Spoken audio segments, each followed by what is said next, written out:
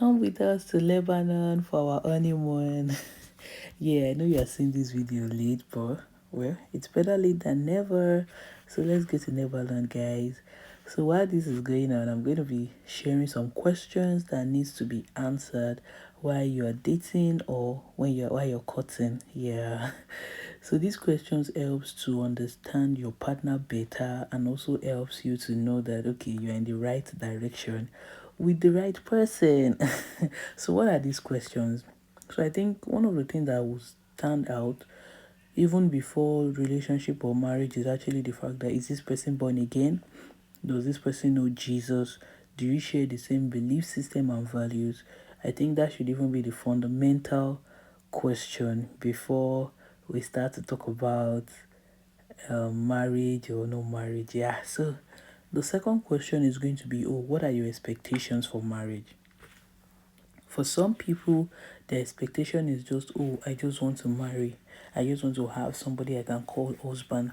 Or for some people, it's just, oh, somebody I can um, have sex with, or somebody I can, do life with. Not really with a purpose. So that purpose is very, very important. What are your expectations? What are we going to be doing in this marriage? Because trust me, if it is about sex, everyone is going to get tired.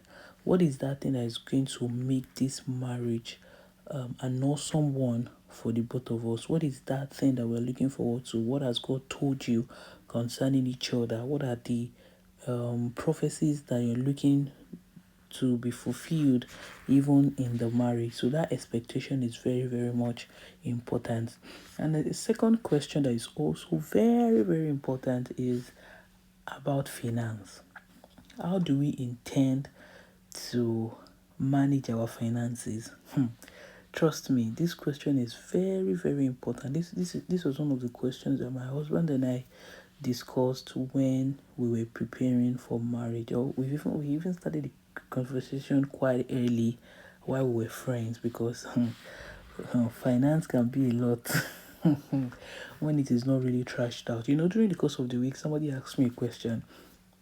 She said, "Oh, Global Kemi, how do you handle your finance as a married person now? It's a different thing when you are in a relationship, but now that you are married, finance is now a joint thing.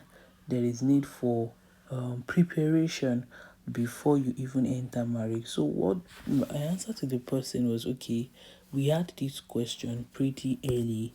We asked each other, oh, what is our finances going to look like? Are we sharing a joint account and all of that?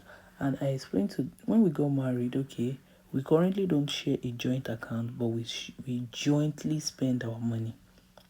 We don't share a joint bank account, but we jointly spend our money. So it is very important that you understand, okay, how do we manage our finances?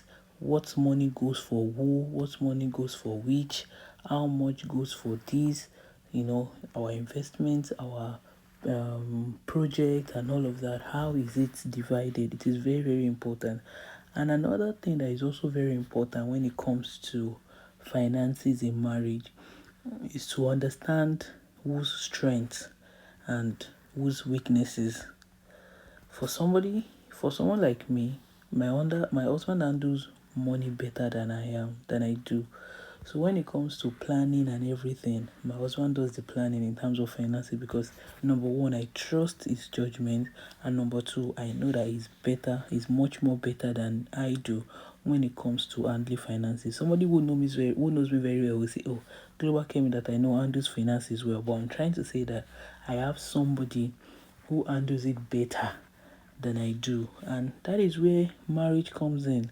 The fact that the strength of your partner is meant to be utilized, while your own strength also is meant to be utilized. So God has given you a better half so that you both can actually, get to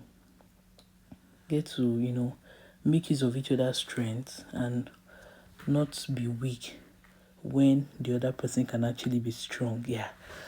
Yeah, so I hope you're enjoying Lebanon, at least from the screen. So, what's the third question? The third question is going to be, what is your perspective about household chores and handling responsibility around the house. I've heard some guys say, oh, the woman is meant for the kitchen. And it makes me ask myself a question that, okay, if a woman is for the kitchen, definitely the woman will soon run out of strength, because a woman needs help at every point in time. There is a need for help. So if you're saying a woman is for the kitchen, does that mean you're not going to help at all? Okay, if a woman is for the kitchen, that means I can believe that other aspect of the house is going to be handled. You can easily help me through the bin. You can you deal with the cleaning of the house. Is this something you can help with? Like, these are actually questions that needs to be answered, and much more than it being answered, you need to actually see some of them in reality.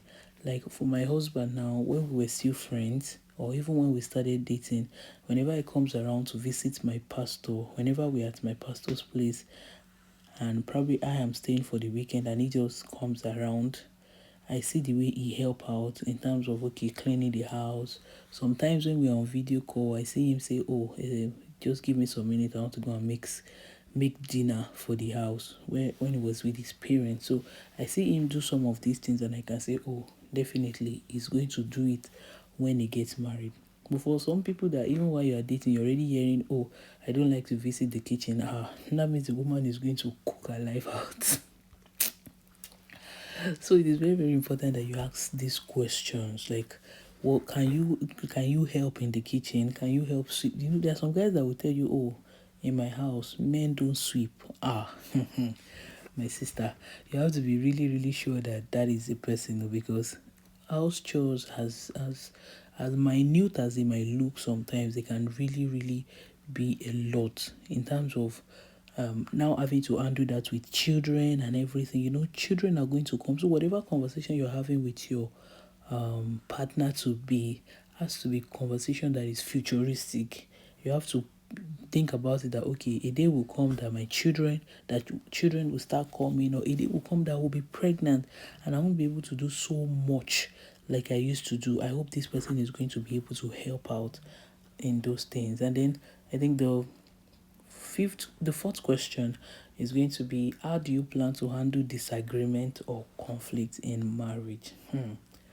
This is very, very important. Is your husband the kind of person that would like you to probably involve somebody that you both trust, maybe your mentor or anything, when it comes to conflict?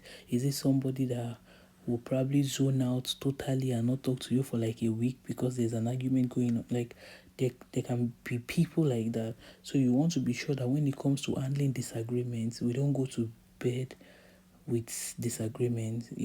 There are a lot of things that needs to be set right to ensure that when disagreement happens, when conflict happens, because they will definitely happen. I kid you not.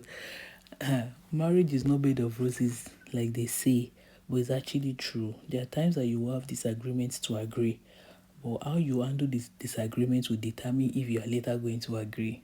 See me blushing. I love my husband. This place is so beautiful. I can't remember the name right now.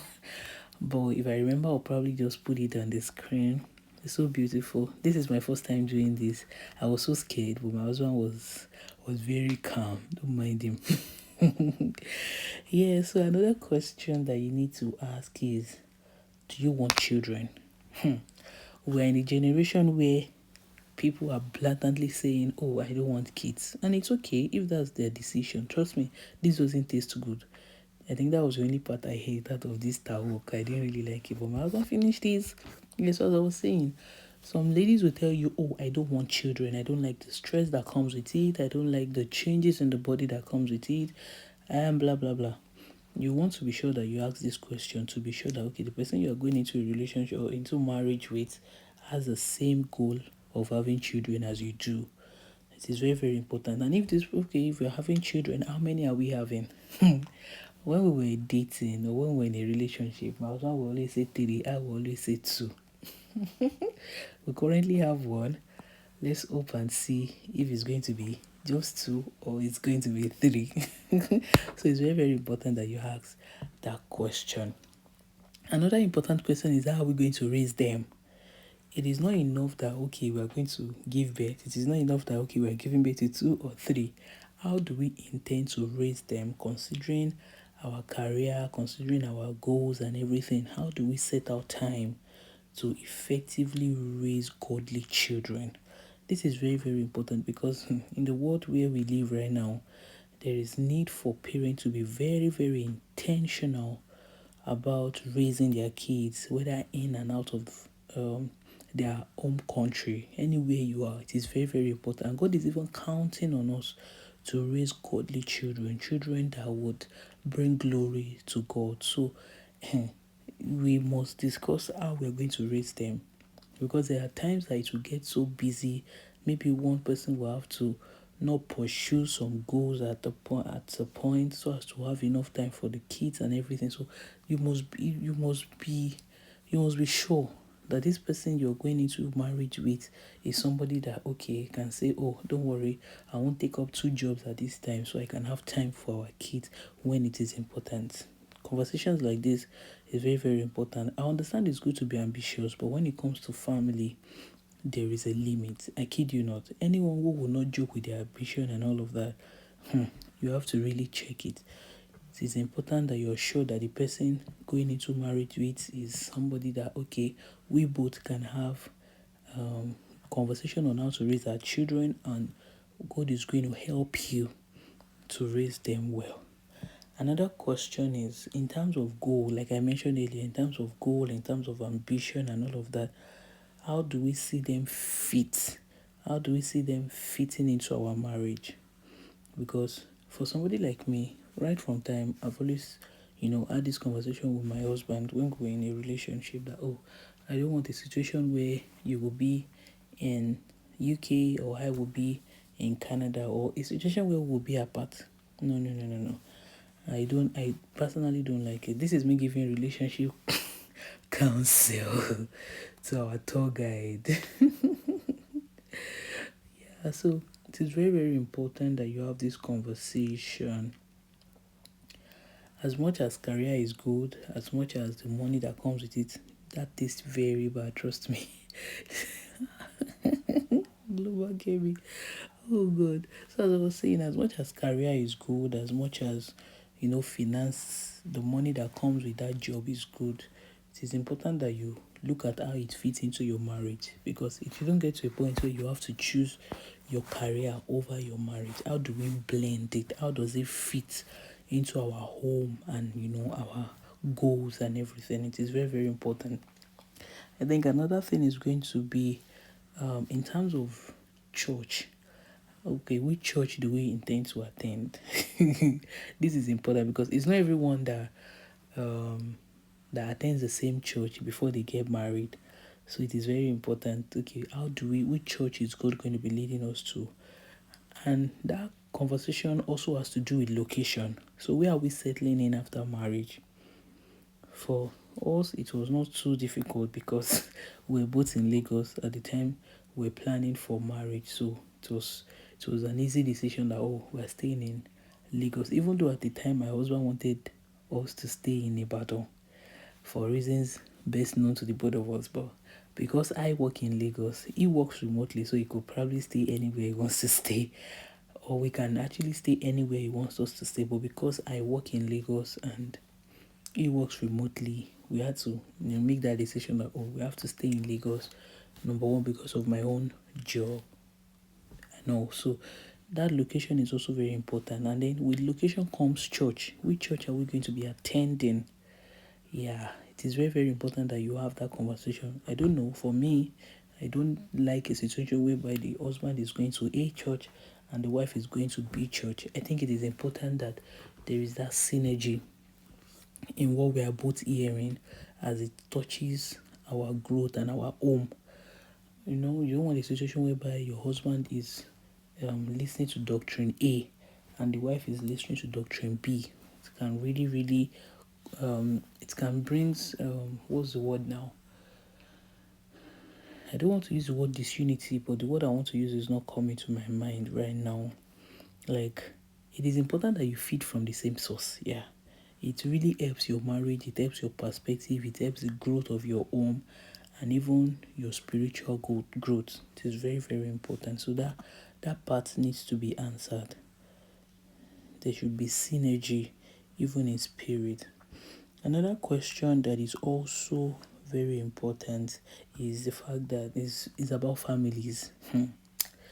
How do we how does our family get involved with our marriage? Or how do we handle our different families? This question, don't even joke with it, because when it comes to marriage, family is very, very important. And when I mean family, I mean extended family, because the two of you are coming to form a family. So your parents, your siblings, your all of that is going to be an extended family, while the two of you will become a family. So in that case, how do we handle our families? How much of control do they have over our home? How often do they visit us? Is any of them coming to live with us? Is any of our siblings or our family, our relative coming to live with us? If situations warrant it, how do we handle it? How many of them stay with us at a time? This might look very, very small, but please ensure you have this conversation. How much are we giving to our families per month? So before we got married, I send money to my own family monthly. I have them on my monthly allowance, on a monthly allowance. My husband does the same. But when we got married, it was no longer individual sending money. It is now the two of us sending them money at once. So my husband do the sending for my family by the virtue of our conversation, our agreement rather. So we agreed that it will no longer be I thing, it will now be we thing.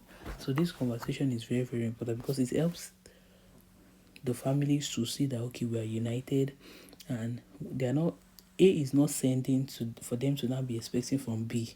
Anything that comes from us, anything that comes from me is also from my husband. Anything that comes from my husband is also from me. So yeah, I think these are the questions that needs to be asked, conversations that needs to happen while you're preparing for marriage. If these questions are answered well and everything is fine, I believe so strongly that you're on your way to having a great, great marriage. I hope you enjoyed my Lebanon vlog. And I hope these questions also brings clarity to you and to your relationship. I hope to do this more some other time. Yeah, so at this point we were heading back to Nigeria. And yeah, this is us. We are back home. I look forward to another vacation soon, actually. Mr. Hey, I look forward to another vacation soon. Yeah, thank you guys, and I'll see you in my next video. Bye.